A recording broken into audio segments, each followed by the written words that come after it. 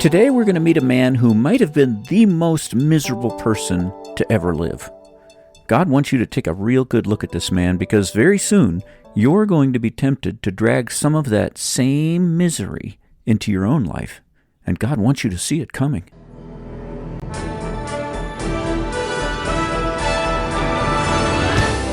Welcome to the Food for Your Soul podcast, where we apply the Word of God to the hearts of men and women to stoke the fires of your delight in Christ. Here's your host, Dr. D. Richard Ferguson.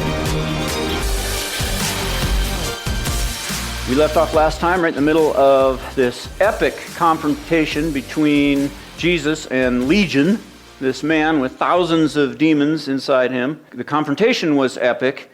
The battle was anything but epic. It lasted about 1 second. And it was over. The demons were sent off screaming, as usual, for mercy. This section of Mark is all about the power of Christ's word. Jesus does, he talked about that in the parables, and now Jesus does 4 miracles to show that power, to make it so we can see the magnificence of the power of his word. The first of the 4 miracles was the calming of the storm with a word, right? He gets in the storm, just one word, stop, and it stops. The second miracle now is the one we saw last time, and that shows Jesus' power over evil. Jesus drove out an entire army of demons. Look at verse 13. The unclean spirit came out and went into the pigs. The herd, about 2,000 in number, rushed down the steep bank into the lake and were drowned. That might have been the mightiest display of the awesome power of God so far in the Gospel of Mark. It was awesome. So, is this a story about Christ's power? Absolutely. Absolutely. But after verse 13, once you hit verse 13, the demons are gone. The battle's over. The battle's won. And yet, the story's not over, right? We still got 7 more verses. So what happens in verse 13 is the focus shifts from the battle with the demons to the man. Why? Why all this focus on the man? Because this is a story about mercy. It's about mercy. That's how Jesus saw it. That's how he characterized it at the end. If you go down to verse 19, look what it says. He says to the man, go home and tell your family how much the Lord has done for you and how he has had, what? Mercy on you. Right? That's how Jesus sums up this whole event. It's interesting. He doesn't say, go home and tell your family how much power I showed over the demons. He says, go home and tell them about the mercy. So this is a story about mercy. What is mercy? Let's just define it real quick. Mercy is the goodness and kindness of God expressed toward those in misery or distress. Okay? It's the kindness and goodness of God expressed toward those in misery or distress. So if you are nice to someone, that's kindness. If you're nice to someone who's in trouble, that's mercy. Mercy relieves misery. So this passage is about 2 attributes of Christ, his power and his mercy, both. And that's just such a beautiful combination of attributes of God, isn't it? His might and his mercy. Because mercy is useless if it's not backed up with power. And power is dangerous if it's not governed by mercy and controlled by mercy. If you have someone who's mighty but not merciful, he'll hurt you. But if you have someone who's merciful but not mighty, then when you're in trouble, he'll want to help you, but he won't be able to because he doesn't have enough power. You need both might and mercy. What good would it be if, when you were in trouble, if Jesus just felt really sorry for you, but he couldn't do anything about it? That would be useless. Jesus has infinite mercy and omnipotent power to show that mercy. And so I've titled this passage, Mighty Mercy. Mighty Mercy. That's what this is about. Now, if mercy is helping somebody in misery, somebody in trouble, and Jesus wants to put on display the extremes of his mercy, he wants to show how merciful he is, then he needs to find somebody who's really, really, really miserable, right? To show how much mercy he has. And I think this guy qualifies. I think this guy might win the prize for the most miserable, wretched example of a human being ever. We can look at his misery under 3 headings. First, he was wild. He had completely lost control of himself. Verse 2, when Jesus got out of the boat, a man with an unclean spirit came from the tombs to meet him. It says with an unclean spirit, that means the demon had control over him. Even to the point where the demon speaks out of the guy's mouth. He controls the guy's voice box and forces the guy to harm himself. Verse 5, night and day among the tombs and in the hills he would cry out and cut himself with stones. So he's mutilating himself, and not only could he not control himself, he couldn't be controlled by others either. Verse 3, this man lived in the tombs, and no one could bind him anymore, not even with a chain, for he had often been chained, hand and foot, but he tore the chains apart and broke the irons on his feet. No one was strong enough to subdue him. Literally, no one was strong enough to tame him. And normally that's a word we talk about taming wild animals, not people. But they're not treating him as a human being. He really is an animal at this point. He's worse than an animal, because wild animals, you can tame some of them. This guy, nobody could tame him. No one could control him. He couldn't control himself because he was under the control of demons who were tormenting him.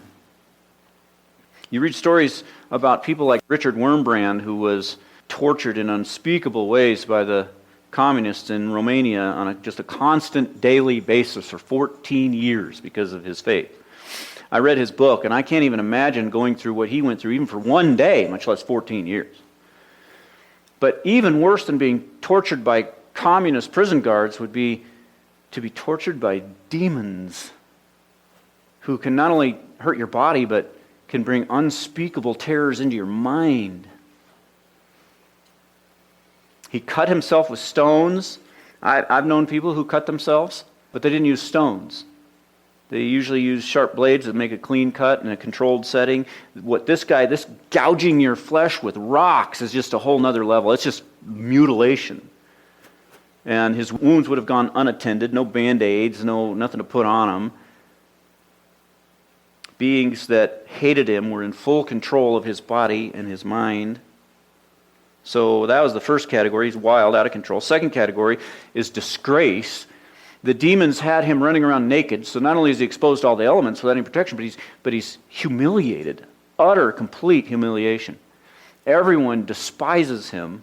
They consider him a monster, which he was, really. He's like an animal. He's screeching like a wild animal. He's living in caves like an animal. He's going without clothes like an animal. The demons are destroying his very humanity and his dignity. The third category was insanity. In the Talmud, the Jews had four categories to mark if somebody was insane. This guy matches all four. So he's insane. Insanity that's when a person is detached from reality. That's what insanity is. When you're detached from reality. You see things that aren't there. You hear things that aren't there. You're living in a world that doesn't exist. The real world is over here, and the world you're living in is over here, and they're not the same world. That's insanity. And it's a horrible thing. It's a horrible thing not to have control of your body. Even worse, not to have control of your mind. Worse yet, to have demons in control of both. His body was a mass of lacerations and infections, scar tissue and scabs. His mind, a delirium of constant pain and insanity. His existence was just an absolute unbearable agony. If Jesus is looking for a supremely miserable human being that needs mercy, he found one. He found like the king of misery here. Now imagine what it was like for this man. Put yourself in his shoes or in his bare feet. You're living in these caves. You're miserable. You wish you could die. But the demons keep you alive so that they can keep on tormenting you and torturing you. Every time you move your body, it hurts. And when the demons make you get violent with somebody, pain is just blinding. And beyond that, you're in a state of constant fear all the time. Thousands of demon voices in your head. You just want to scream and tell them, stop, just be quiet, stop. But they won't stop. I heard this last week of a mass murderer who when they caught him, they searched his apartment, they found that he had poured cement in all of his drains and in his toilet. And there was another man who had been delivered from demons. He used to have demons in him, and he was delivered, and he heard that news report, and he says, I know why he did that. He says, because for me, the demons would always talk to me through the drains. And this guy, he would do anything to just shut them up. But this man, there's nothing he could do. They're inside him. Thousands of demons inside him. I imagine if you're this guy, you just wish you could have just 10 seconds of relief. Just 10 seconds of peace. But it never comes, ever. Even when you're asleep, it goes to sleep, and the night terrors are just as bad as your daytime terrors. And so one day, you're out, you're walking around, you're picking through some garbage, trying to find something to eat, trying to survive, and at that moment you look down and you see some movement down on the shore. There's a boat. Some guys are getting out of that, and before you know it, you're running down there. You're going to attack. Every step of your running, and your bloody feet hitting the ground is just shooting pain, but you can't control your body, and you know it's going to be a violent confrontation with these 13 men down there, and that's just going to ratchet up the pain, but you're out of control. You can't help it. You're going down there. And so you're running as fast as you can. You get down there. Suddenly, you're on your face in the dirt at the feet of one of these 13 men. And he's just standing there, and you're screaming at him so loud, so it's hurting your throat. And in the chaos of what's happening inside you, you don't even know what's going on. You can't really follow what's being said, but there's some kind of an argument going on between this man and these demons inside you, and it's going back and forth, and you're just in this delirium, and he's just standing there. This guy who seems to be the leader of this group, he's just standing there. He's not afraid. He's not running away. He's calm. He's poised, and has this commanding authority. And you can't understand what's being said, but finally you do make out one word, and it's this word, go. And in that instant, the maddening cacophony of voices and chaos in your head, it's gone. The feelings of fear and terror, gone. For the first time since you can remember, all the tumult inside. Now, perfect peace. Just like the wind and the waves in that storm right before this. The storm inside this guy was probably worse than the storm out there on that lake, and Jesus stills both of them in an instant with a word. Go, and it's over. Now, if you're this man, what would be going through your mind at this point?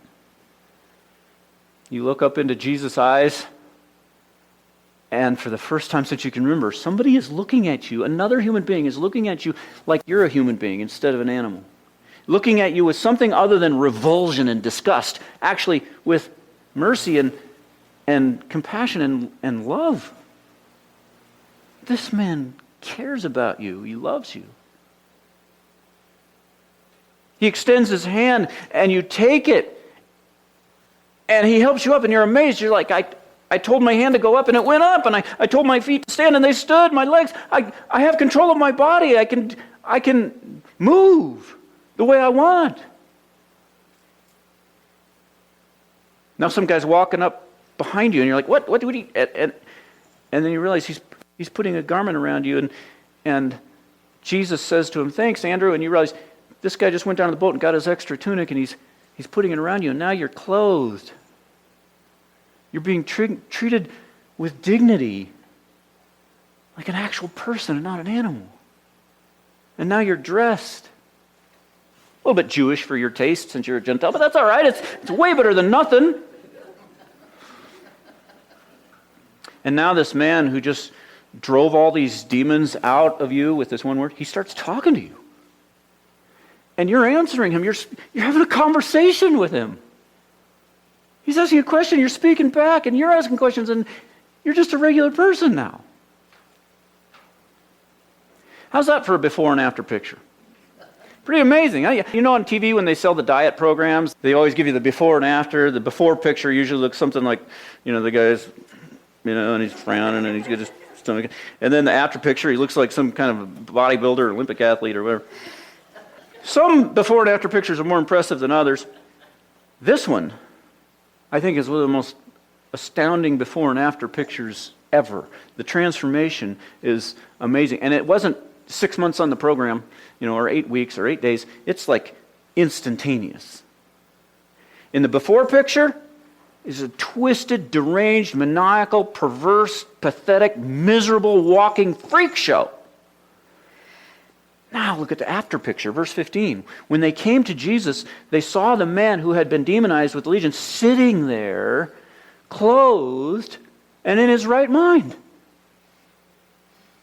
That's the after picture. And in the Greek, there's 3 participles that describe that. That's why I put it in the 3 categories. First, sitting instead of wild and out of control. Second, clothed instead of naked and disgraced. Third, in his right mind instead of the insanity and delirium of his previous state. This is what it looks like when the mighty mercy of Christ meets the most extreme misery. Jesus doesn't just drive away the evil. That's not enough. The story keeps going past verse 13 because that's not enough. He doesn't just want to drive away evil. He wants to restore what the evil had destroyed in this man. And Jesus went beyond just restoring his humanity too. When it says he's sitting with Jesus, that's the terminology of a disciple. He didn't just make him back into a human being, he made him a disciple. And not just a disciple, also a preacher. Look at verse 20. So the man went away and began to preach in the Decapolis how much Jesus had done for him. NIV says tell. The word is preach. Preach. Same word used of John the Baptist preaching and Jesus preaching. Jesus made this guy a preacher. Just like that, he's a preacher. Now, I don't think any church would hire this guy. No seminary degree, 1 day of training, terrible reputation, worst resume ever. But Jesus calls him to be a preacher anyway. He made him a preacher, and not just a preacher, but also a missionary. It says he preached all over the Decapolis, this whole 10-city region. He's a missionary. Man, that is a very impressive before and after picture. The most extreme example of human wretchedness was no problem at all for Jesus' mighty mercy. No problem at all. And what does that mean for us? What does that mean for us? What does it say about the needs that you have in your life for mercy? They're no problem, right? However messed up you think your life is, it's no problem. It's no match. All your problems are no match for Jesus' mighty mercy. If you can handle this guy, you can easily handle anything in your life. And let me just throw this in. When you think of receiving mercy, you say, where do I need mercy? Where's my life messed up? The mercy relieves misery, but don't think of your misery in your life just in terms of physical misery. Usually we think of our misery as like, oh, my aching back, and I got this physical problem, and I got this financial problem, and I got this. That's not the main issue with misery. The main issue with misery is evil in our hearts and the havoc that the sin in our hearts causes, right? You'd be a lot better off to have cancer and a stroke and paralysis and chronic pain in your body than to have the effects of sin on your soul. That's worse. That's where the real misery, human misery is. And that's where Jesus' mercy comes in. In fact, let's talk for just a minute about the effects of sin on the soul, because that's what we need to understand here. Because this is what this passage is teaching us. At the moment of temptation, it always seems like what Satan offers you is better than what God is offering you, right? That's why we give in to temptation. That's what temptation is. Satan offers immediate satisfaction right now. Whether it be the satisfaction of pleasure or the satisfaction of revenge or whatever it is, some kind of immediate satisfaction. The reason we cave into temptation is always because we want something right now. Right? We want some satisfaction right now. But if you look a little further into the future, then you can see that it's not so satisfying. The momentary enjoyment of sin is very momentary, but what you end up with long term is horrible. If you want to know where sin leads, any sin, if you want to know where sin leads, what Satan's trying to do in your life when he tempts you to sin, if you want to know, look at this man. This is what Satan wants to do to you. It's the reason for all temptations in your life. Satan wants you to become more and more like this maniac. Every temptation you ever face is designed to move you in the direction of misery. That's where all sin leads. It's the same 3 categories as this man. Satan wants to push you, first of all, into the direction of loss of self-control, so that your world becomes wild, your spirit goes out of control, you're filled with anxiety, you're filled with stress and restlessness, and everything in you is a tumult, and you got a storm going inside you. That's what Satan wants to do. God's plan, Psalm 23, the Lord is my shepherd. He makes me lie down in green pastures, and he leads me beside quiet waters, and he restores my soul. And Jesus said, come to me and I'll give you rest. That's God's plan for you, rest and calm. And so Satan wants to do the opposite of that, and he wants to push you towards destroying the peace in your life And all sin is designed to do that. All sin is designed to destroy the peace in your life. Secondly, Satan wants to bring you disgrace into your life. He wants to disgrace you. Now, you might think, not me. I never go running around naked in cemeteries. Well, maybe not that, but Satan is going after your dignity. He's going after your humanity. He wants to get you to live like an animal so that you just act on impulse. You have an appetite. Oh, I want to eat this, I'll eat it. I want to do this, I'll do it. I don't feel like doing that, I won't do it. I want to sleep in, I'll skip my devotions. I'm just going to go on impulse, the impulses of my body, and live like an animal instead of being governed by my spirit. That's what Satan wants to do. He wants to take away your humanity. Every temptation is designed to move you in the direction of disgrace and away from honor and dignity of humanness. Thirdly, every temptation is designed to push you in the direction of insanity instead of in the direction of a sound mind. Sin always clouds spiritual realities and deceives your mind so that you're not living in the real world. That's what sin does. Satan wants you to live in a world where there's no judgment day. You don't have to worry about answering for your actions. That world doesn't exist.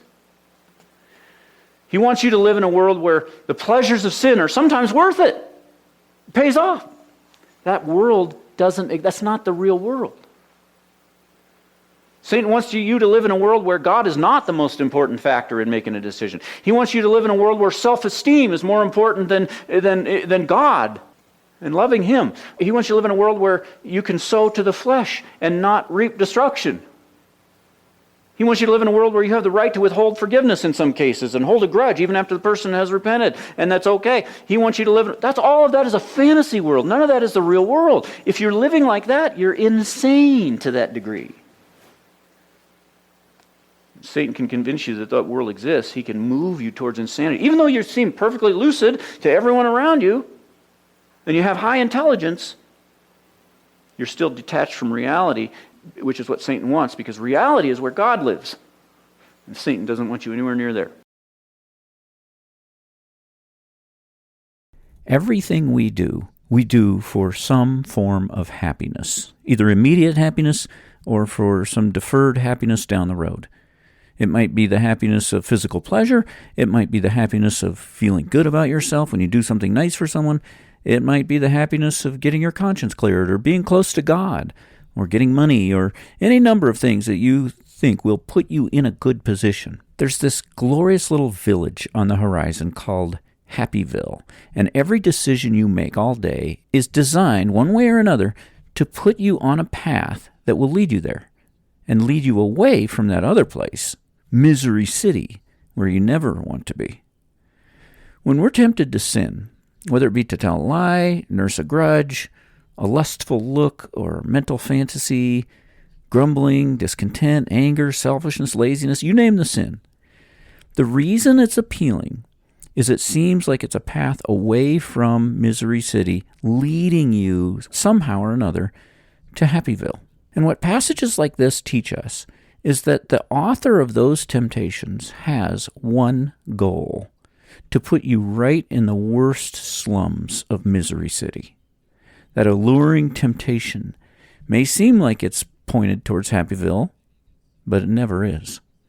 Every step you take on that path will lead you farther from Happyville and closer to Misery City. If Satan could have his way, he would make you exactly like this demoniac at the beginning of the story. Don't cooperate with him. Thank you for listening. If you found today's episode edifying, why not share it with a friend? A simple post on social media can change a person's day. This season, the Food for Your Soul podcast features excerpts from our sermon series on the Gospel of Mark. Over 130 expository sermons covering every verse. You can find those and hundreds of other sermons for free download on drichardferguson.com. Until next time, rejoice in the Lord always and set your mind on things above, where Christ is seated at the right hand of God.